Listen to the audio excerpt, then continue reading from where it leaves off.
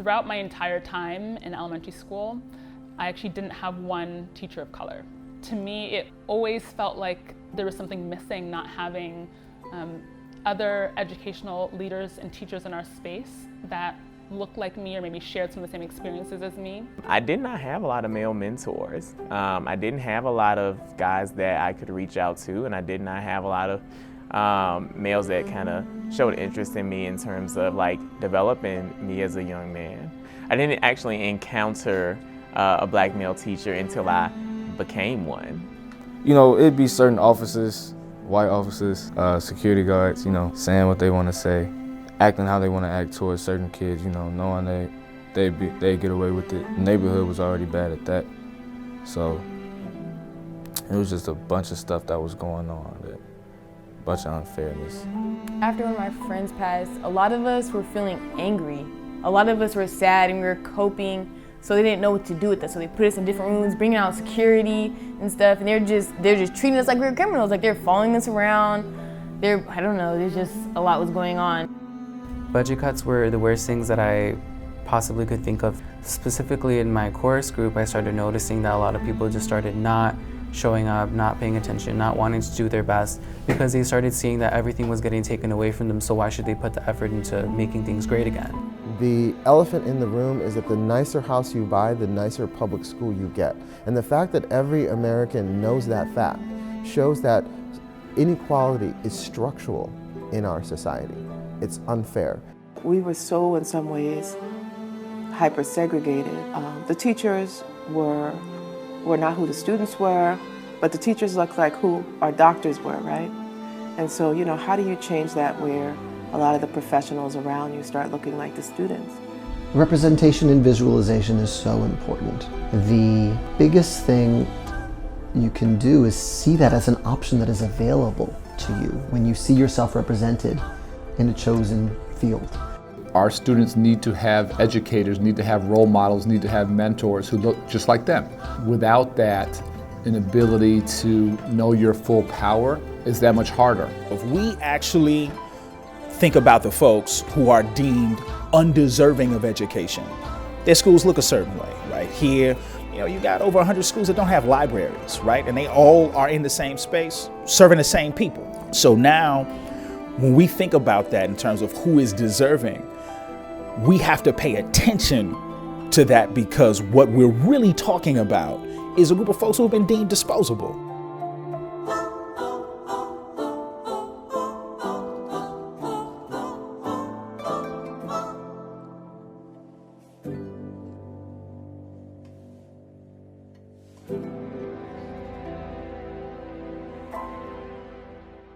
I'm speaking the truth, I'm leading the way. Don't want no problems out of people today. Just want my dollars and a piece of the cake. Funny now you want a piece of the cake. Close my eyes and then I open, I'm watching the world blinded by confusion and hate. All we ever really needed was love. That's the point that I was trying to make. But it seemed like people stuck in their ways. We listen, but we ain't hearing a thing. All he ever really knew was the bang. So when they riding, he be ready to aim. What kind of world lets kids get taken and black boys being put in their graves by the people that I was supposed to protect? But I don't never see my people get saved. Yeah, I don't never see my people get saved. I don't never see my people get saved. I don't never see my people get saved. I don't never see my people get saved. That's all. So I've been in Little Village for 43 years now, and I've lived in the same block for 42 of those 43 years. So I've been there for quite some time. There were definitely the issues that all communities of color, working class, immigrant communities face. On the other hand, I still live there. I'm raising my children there. You know, I wake up and smell the food in our community. I smell, you know, carne asada getting cooked in every corner. It's a great place to be. I love my community. The first 7 years of my life are blocked out of my memory. And that's due to some serious trauma that I faced when my father was assassinated in my home when I was 7 years old. We lived in silence, if you will, in my home for many years.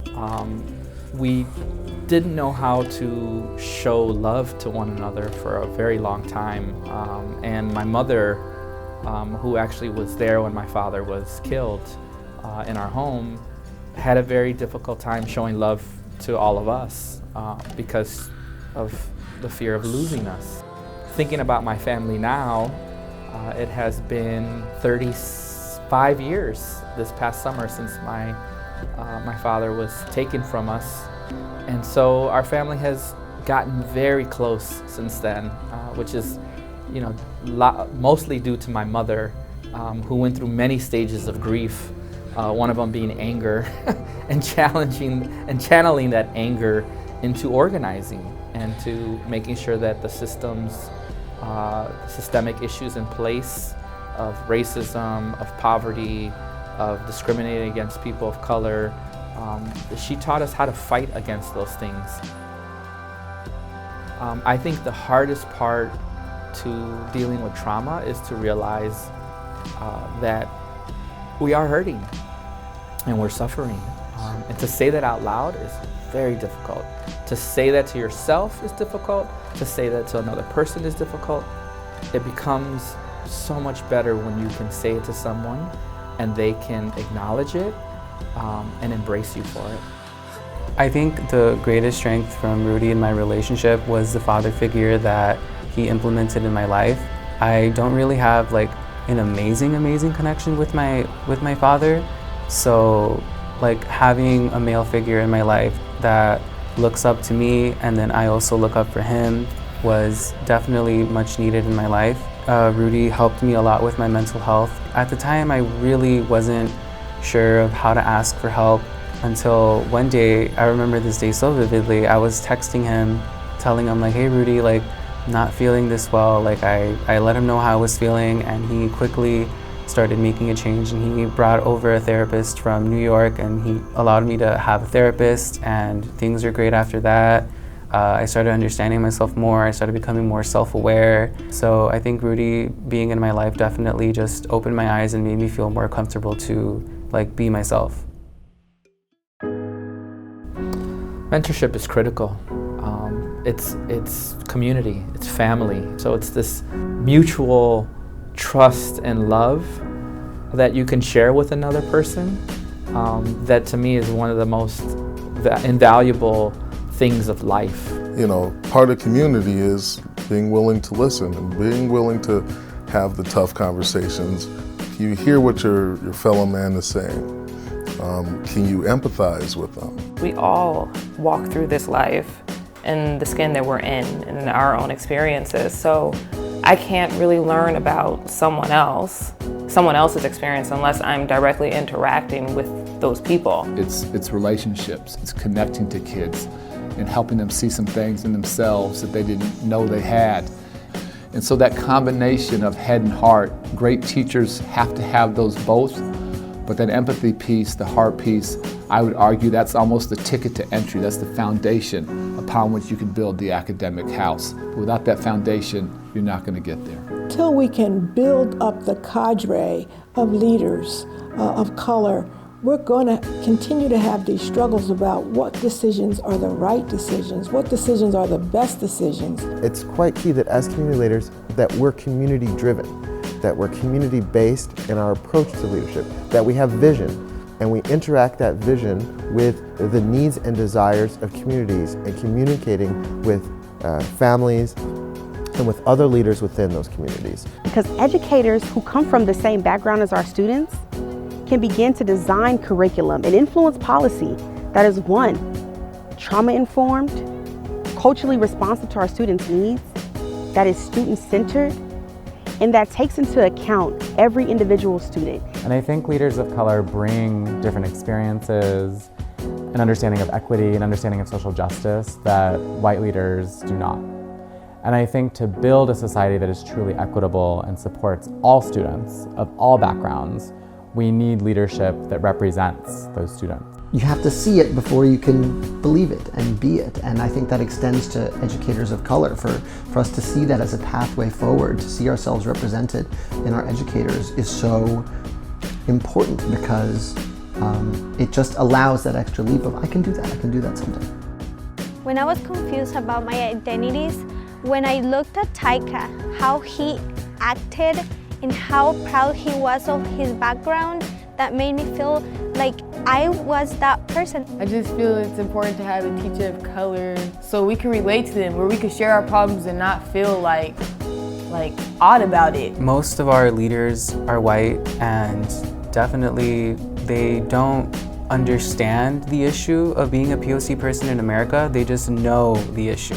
And there's a big difference between knowing and understanding. For leaders who understand the justice condition, leaders who understand what has historically happened to communities, who historically understand how those communities have been marginalized and now use their analysis and experience to provide different opportunities. There's some things that we need to pay attention to, as opposed to just this kind of monolithic leader. How do we now think about the work collaboratively? The collaboration required in the arts is so necessary for anyone interested in a leadership role in any field, to be able to create something bigger than the sum of your parts. It's game-changing. Creating and intentionally creating communities for educators of color matters.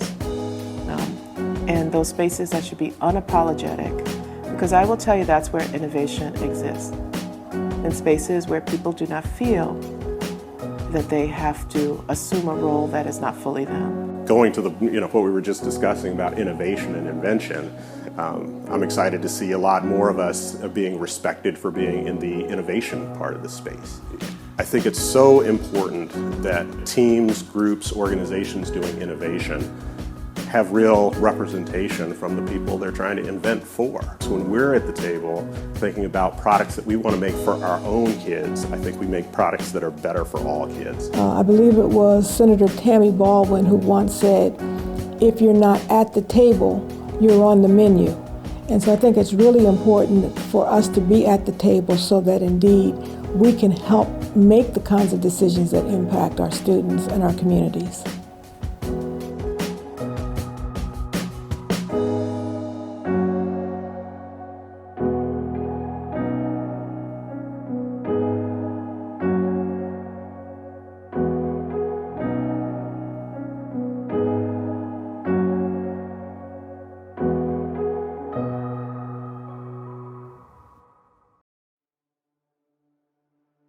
Thank you for experiencing Shades of Leadership, the first short film from the Surge Institute, a national nonprofit that works to transform the education space by elevating, developing, and uniting leaders of color. Over the past few months, we've taken this film all over the country, doing screenings and panel discussions to talk about the power and impact of geniuses of color in education. But that's not where the story ends. We would love for you to add to the story by sharing your own stories of geniuses of color in your life who have had a powerful impact. You can share your story via text, photo, or video in a tweet or a Facebook post with the hashtag Shades of Impact. We also encourage you to upload your story to our online portal so we can add it to a collage of stories that we will unveil early next month to really show the scope and power and impact of geniuses of color in this world. So please, take the time, tell your story, and become a part of this movement.